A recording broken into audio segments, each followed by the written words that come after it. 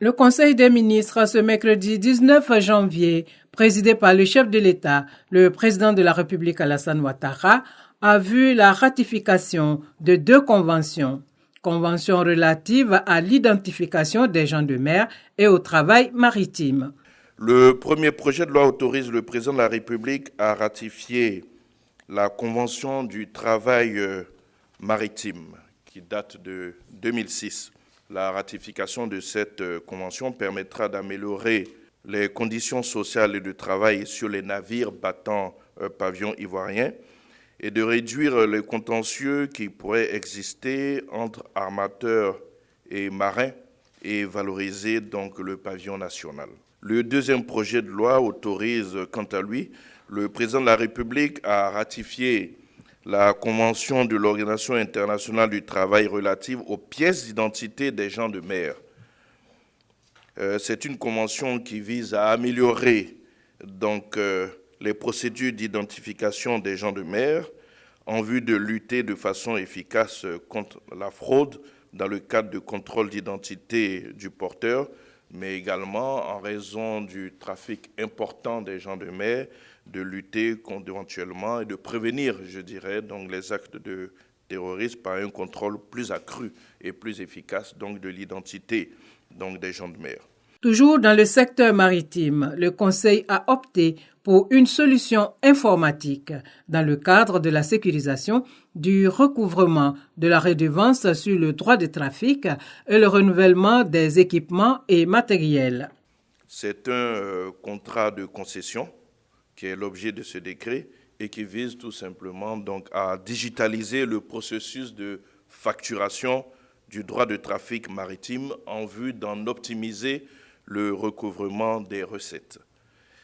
Elle s'applique donc à toutes les formalités déclaratives qui sont relatives aux navires, notamment à la déclaration de cargaison, à la déclaration de marchandises dangereuses, au manifeste de l'équipage, aux renseignements relatifs au navire et aux données de sûreté du navire. Et puis, dans le cadre des escales des navires étrangers dans un des ports de la Côte d'Ivoire, le gouvernement a défini les modalités de comptabilisation et contrôle des recettes et dépenses.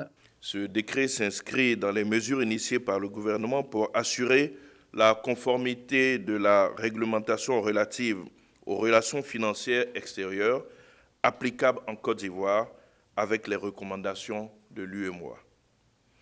Il met notamment à la charge de tout armateur ou transporteur maritime étranger l'obligation d'ouvrir un compte d'escale dans un port ivoirien auprès d'un agent maritime ou un consignataire en vue de lutter contre les activités maritimes illicites et la fuite des capitaux. L'introduction et le transfert d'espèces aquatiques vivantes désormais soumises à autorisation.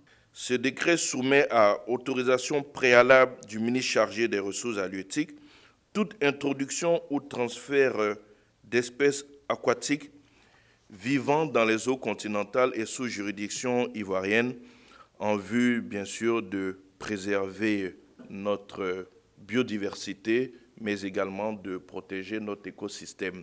La Côte d'Ivoire entend par ailleurs réduire considérablement la dépendance en protéines animales à travers une politique nationale de développement de l'élevage, la pêche et l'aquaculture. Il s'agit ici donc globalement de lever, avec ces 2 programmes, les contraintes majeures du secteur des ressources animales et halieutiques en vue d'atteindre un taux de couverture d'environ 70% des besoins de consommation des populations à l'horizon 2025.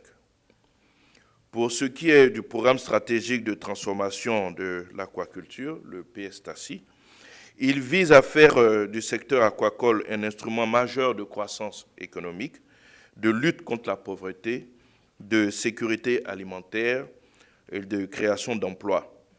À cet effet, ce programme prévoit la création donc, de zones de développement de production animale et halieutique, regroupant sur un même site tous les maillons de l'activité aquacole.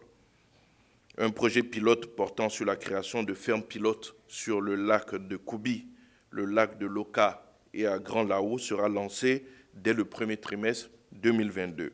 La mise en œuvre donc de ce programme, le PS-TACI, permettra à notre pays de produire environ 500 000 tonnes de poissons à l'horizon 2030, avec une chaîne de valeur estimée à environ 825 milliards de francs CFA. Le comité de pilotage Initiative Cacao Côte d'Ivoire-Ghana, qui entend obtenir une meilleure rémunération de cette matière première, tient sa deuxième réunion le 21 janvier à Accra, au Ghana. Le prochain Conseil des ministres, le mercredi 26 janvier 2022.